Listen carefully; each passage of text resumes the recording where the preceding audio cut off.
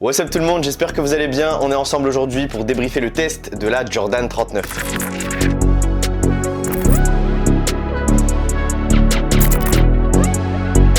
Ok les gars, j'espère que vous allez bien comme d'habitude. N'hésitez pas à liker la vidéo et à vous abonner à la chaîne si vous êtes nouveau. On va se parler aujourd'hui de la 39e itération de la gamme Jordan Basketball et c'est super important parce qu'on a plein de changements sur le modèle et ça me fait plaisir parce qu'on est clairement sur un banger. Le premier changement sur cette Jordan 39, c'est déjà son empeigne puisque sur la 37, 38, même sur la 36, on était sur des modèles qui étaient plutôt hauts et ensuite on avait une gamme low qui arrivait au fur et à mesure de l'année. Sur la 39, on est directement sur un modèle mi-haut voire low et ça c'est super important parce que globalement les modèles low marchent toujours mieux que les modèles classiques. Le deuxième changement majeur sur cette 39, c'est sa légèreté. J'ai l'impression qu'on est sur une paire super légère, super malléable et rappelez-vous que sur la 36, 37 et 38, on était sur des modèles plutôt rigides, plutôt solides qui allaient convenir à des joueurs plutôt costauds et là on a vraiment un changement de stratégie chez Jordan. On arrive avec un modèle beaucoup plus au goût du jour et surtout beaucoup plus léger, beaucoup plus malléable et flexible et ça va plaire à pas mal de basketteurs. Le troisième et dernier gros changement, c'est qu'on a un retour à la simplicité. Le coloris de lancement, c'est un coloris tout blanc. Le deuxième coloris qui arrive est un coloris tout noir. Généralement, on avait l'habitude de voir une ribambelle de coloris et surtout le coloris de lancement qui était plutôt spécial sur la gamme Jordan et là on arrive sur un coloris hyper simple, efficace, qui fonctionne bien et qui est d'ailleurs porté par Paolo Banchero, Bilal Coulibaly ou encore Bam Adebayo lors des Jeux Olympiques. D'ailleurs dites-moi dans les commentaires ce que vous pensez de cette Jordan 39, est-ce que vous la trouvez stylée, pas trop au goût du jour? Ça m'intéresse d'avoir vos avis.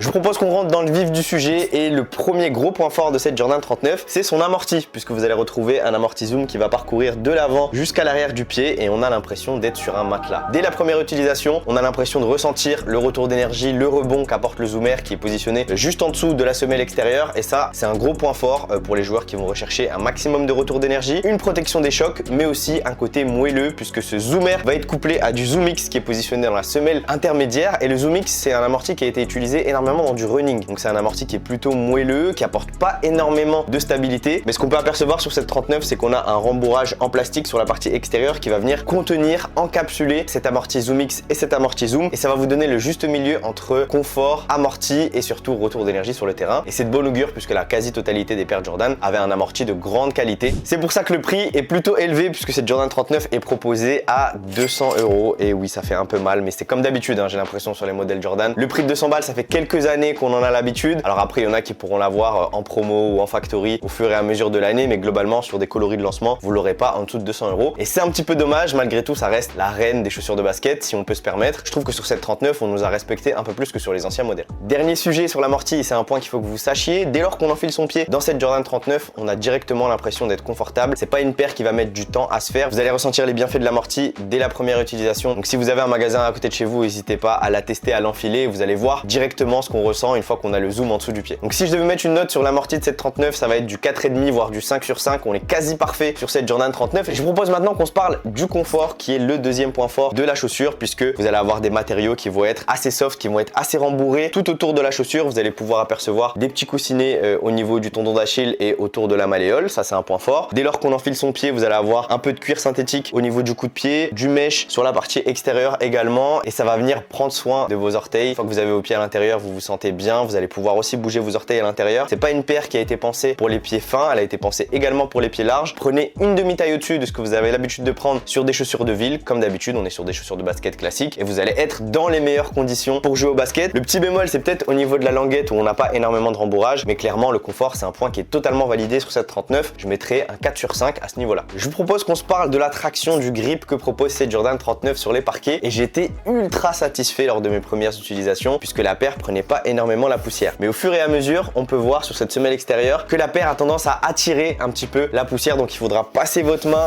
assez régulièrement si vous jouez sur un sol ultra poussiéreux et vous êtes reparti. Donc disons que sur sol propre, ça marche plutôt bien sur les mouvements extérieurs comme sur les mouvements avant-arrière. On a des motifs multidirectionnels en chevron que Jordan a l'habitude d'utiliser dans ses chaussures de basket depuis maintenant quelques années et ça fonctionne plutôt bien, sauf que là sur les sols poussiéreux, il va falloir que vous passez votre main. C'est très rare les chaussures qui fonctionnent bien sur sol propre et poussiéreux. Donc là je mettrais un 3, 3,5 sur sol poussiéreux et un 4, 4,5 sur sol propre. Ça c'est plutôt intéressant, notamment pour les joueurs qui jouent en centre de formation ou les joueurs pro. Vous allez avoir aucun souci sur les parquets qui sont nettoyés régulièrement. D'ailleurs au niveau de la durabilité des motifs de semelle extérieure, je vous la recommande principalement en intérieur. Je vous la recommande pas forcément sur le bitume, sur le playground, surtout sur une paire à 200 €. Je vous expliquerai un peu plus tard dans la vidéo pourquoi, notamment d'un point de vue durabilité, mais c'est une paire qui doit s'utiliser exclusivement en salle, surtout sur un coloris blanc comme ça que vous allez salir hyper vite en extérieur.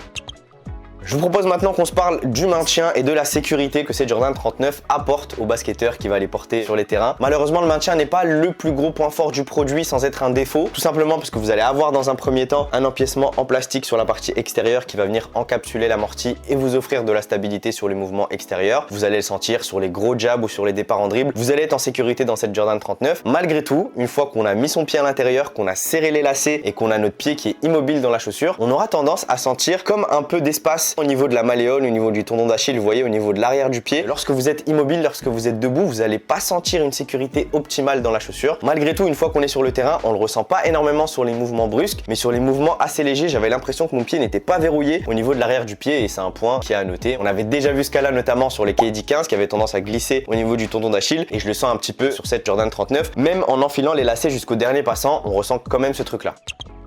Je vous propose qu'on se parle de la durabilité qui est malheureusement pas le plus gros point fort de cette Jordan 39. J'ai le coloris blanc qui est sorti il y a de ça 2-3 semaines. Je l'ai porté régulièrement et il commence déjà à fatiguer, que ce soit au niveau de la semelle extérieure, que ce soit au niveau de l'empeigne, que ce soit lorsqu'on enfile son pied dans la chaussure. J'ai déjà l'impression que le modèle est fatigué alors que ça fait que 5 ou 6 fois que je l'ai porté. J'imagine même pas sur les joueurs qui sont assez lourds, poste 4, poste 5, pivot. J'ai l'impression que la paire est un peu comme une voiture de course. C'est une paire qui va être très cool sur les terrains. Elle propose des attributs et des performances qui sont géniales. Quand on les porte, on a un super amorti, on a un bon grip, on se sent très bien dans la chaussure, super confort. Malgré tout, c'est une paire qui va s'user assez rapidement et c'est un peu dommage, surtout pour une paire à 200 €. La durabilité n'est pas le plus gros point fort de la paire et ça, c'est un point encore une fois qui est à souligner. Surtout si vous n'avez pas un énorme budget, que vous mettez 200 € et que la paire tient 6 mois, c'est un petit peu dommage. Je pense qu'elle peut tenir une saison si vraiment vous en prenez soin et que vous êtes sur des archétypes de jeu qui vont pas solliciter énormément la chaussure. Par contre, si vous êtes un joueur shifty, assez costaud, vous allez plier la paire, je pense, en 3-4 mois et c'est important que vous le sachiez. Je vous propose maintenant qu'on se parle du poids de cette Jordan 39. Laissez-moi la peser tranquillement. On est sur 407 grammes, ce qui est plutôt dans la moyenne des chaussures de basket, sur du 43. Globalement, la moyenne, elle est aux alentours des 400 grammes. Donc vous êtes tout pile au niveau de ce que pèse une chaussure de basket moyenne au niveau du marché. Donc je dirais pas qu'elle est super légère, mais elle est pas super lourde non plus. Je vous propose maintenant qu'on se fasse un récap point fort, point faible de cette Jordan 39. Le plus gros point fort de la paire, c'est son amorti. De l'amorti zoom, en veux-tu, en voilà, de l'avant jusqu'à l'arrière. Retour d'énergie max, confort max. Le Zoom X qui apporte énormément de confort aussi sur le produit. Le deuxième point fort, c'est sa capacité à prendre soin de vos orteils. Donc encore une fois, on est sur du confort. La paire a vraiment été pensée pour vous apporter du confort et un amorti optimal. Donc si vraiment vous êtes en recherche d'une paire qui va vous apporter un super amorti et du confort, c'est la Jordan 39 qu'il vous faut parce qu'elle excelle vraiment dans ces deux catégories. Le grip pour moi est moyen, voire moyen plus. Ça va dépendre du sol sur lequel vous jouez, mais si vous êtes sur un sol propre, ce sera pas un souci. Et enfin, le maintien et la durabilité qui pour moi sont les deux bémols du produit. Le maintien notamment au niveau de l'arrière et sur les mouvements assez légers, vous allez sentir votre pied un petit peu bouger dans la chaussure. Sur les mouvements brusques, ça va aller, c'est un peu bizarre à dire, mais ça va aller. Et enfin, la durabilité du produit qui pour moi est bien en dessous de la moyenne de ce qu'est proposent les chaussures de basket lambda, surtout pour un prix à 200 €, c'est un petit peu dommage. Mais voilà, vous avez mon avis global sur cette Jordan 39. J'espère que ça vous aura informé. D'ailleurs, ceux qui ont acheté la paire, n'hésitez pas à me dire juste en dessous dans les commentaires votre avis, est-ce que vous êtes d'accord, pas d'accord avec la review que je viens de vous proposer. Merci encore pour le soutien, on se dit à très vite pour une nouvelle vidéo. Prenez soin de vous, bang!